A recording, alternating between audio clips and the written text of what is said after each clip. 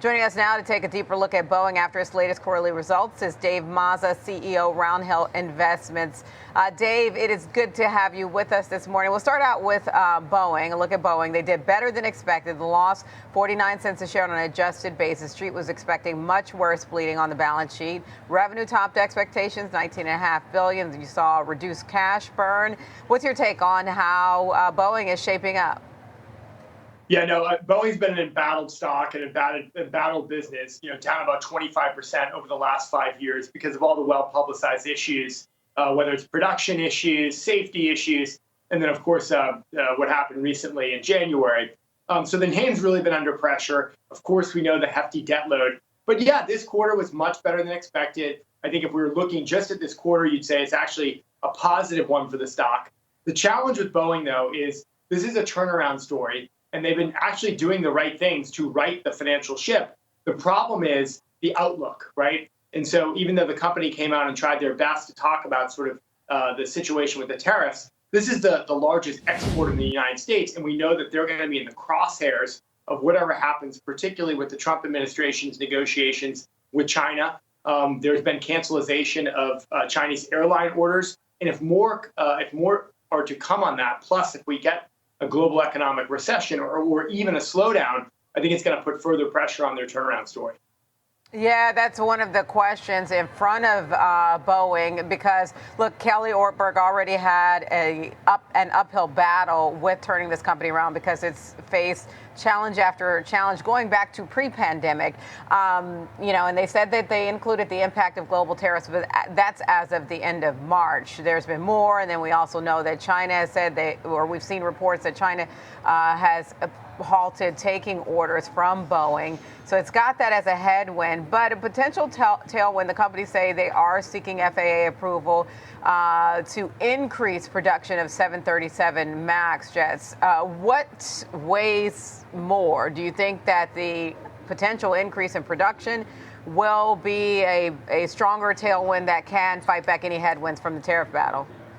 Yeah, well, we know the stock's rallying today off of these better than expected earnings, coupled with the fact that we are just seeing much more positive sentiment today as a follow through from yesterday with some of the positive comments that came out from Treasury Secretary and, of course, some of President Trump's social posts. But you're hitting the nail on the head. The company's sort of at a critical juncture because if you take a step back, the divestiture yesterday going to help shore up the balance sheet, shore up the debt load that the company faces. But really, the outlook is really so hard to forecast here, even though I think they have the ability to ramp up production. They're asking for that increase. The 737 MAX is really intended to be this company's cash cow. In the absence of being able to deliver those jets and then actually see those orders from this massive backlog that they have coming in, I think it's going to be difficult for the name really to see sustained momentum.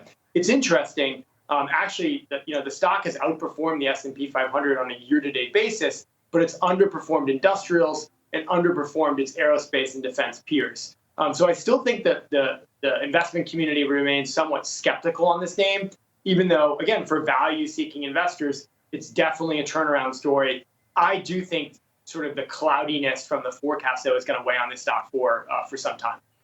Okay, all right. I want to get your thoughts, Dave, while we have you on the MAG 7, which this year has been more like the Meh 7. We had one, that's what I've been calling them. So we already had Tesla's results out. That obviously shares are higher in the pre-market. That seems to obviously have to do with Elon Musk saying, okay, I'm going to really reduce my work with the government and come back and focus on Tesla. We've got Alphabet coming up tomorrow. Next week you've got Meta, Microsoft, but all of them have underperformed year to date and, really all lower for the year. What's your characterization of where we stand now and where you expect to see some potential turnaround story? Yeah, no, it's interesting, right? By all accounts, Tesla had a pretty horrible quarter. If we just were looking at sort of the data, the results from car sales, I actually think the company has, of course, faced political pressure and now the backlash of Elon Musk from a political point of view, but really, the deliveries were already sort of shaping up to be weak. We know they've lost significant market share in the Chinese EV market with BYD really coming on strong there. But investor sentiment has improved sharply, particularly because the Tesla story is really hard to disentangle from Elon Musk. And if he's focused on Doge and not focused on the company, I think it was hard for investors to understand what's happening, even as they're investing in AI, and particularly the kind of humanoid robot story with Optimus, which could be really exciting, plus robo-taxis and all the sort of great dreams that the company has sold.